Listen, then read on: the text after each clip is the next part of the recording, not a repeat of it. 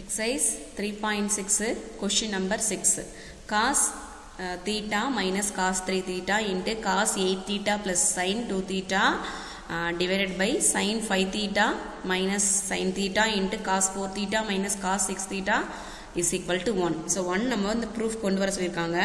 So first நமக்கு இதுல cos c minus cos d அதாவது மைனஸ் டிஃபரன்ஸ் வந்திருக்குது இல்லையா. So அப்ப நம்ம cos c minus cos d யோட ஐடென்டிட்டி நமக்கு தெரிஞ்சிருக்கணும். என்ன அப்படினா 2 sin c plus d by 2 sin d minus c by 2. Suppose இங்க நம்ம c minus d னே போட்டோம் அப்படினா இங்க மைனஸ் வருது. ஓகேவா? சப்போஸ் நம்ம இங்க மைனஸ் வேணாம்னு நினைத்தோம் அப்படினா இங்க d minus c நம்ம போட்டுக்கலாம். ஓகேவா? d minus c by 2.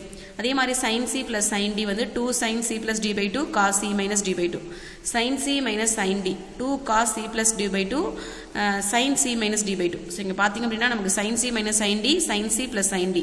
So அந்த ஐடியா நம்ம யூஸ் பண்ணுறோம். ஸோ ஃபஸ்ட்டு நான் என்ன பண்ணுறேன் அப்படின்னா LHS எடுத்து எழுதிக்கிறேன். First cos theta minus cos 3 theta divided by sin 5 theta minus sin theta.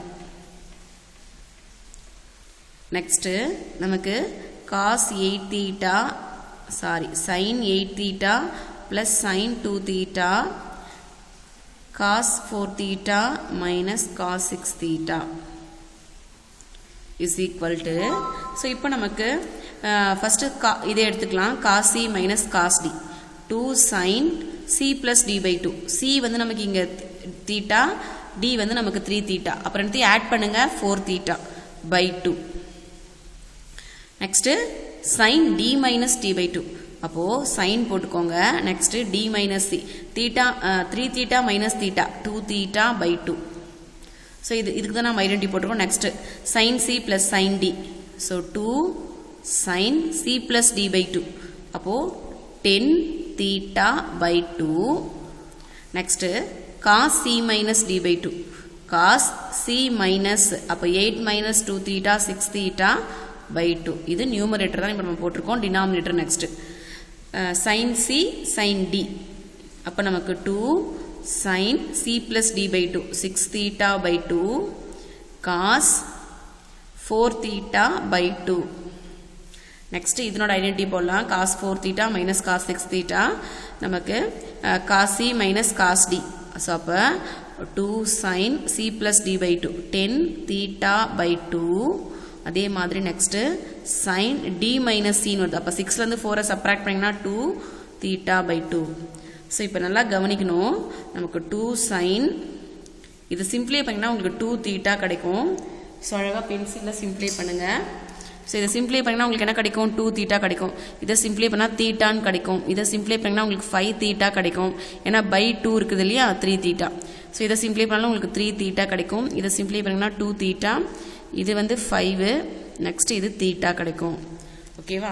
So அப்போ நமக்கு sin 2 theta next sin theta next 2 sin 5 theta cos 3 theta divided by 2 cos sin 3 theta cos 2 theta 2 sin 5 theta next sin theta.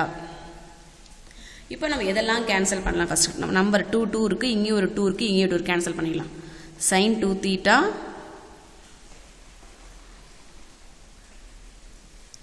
Okay நமக்கு sin c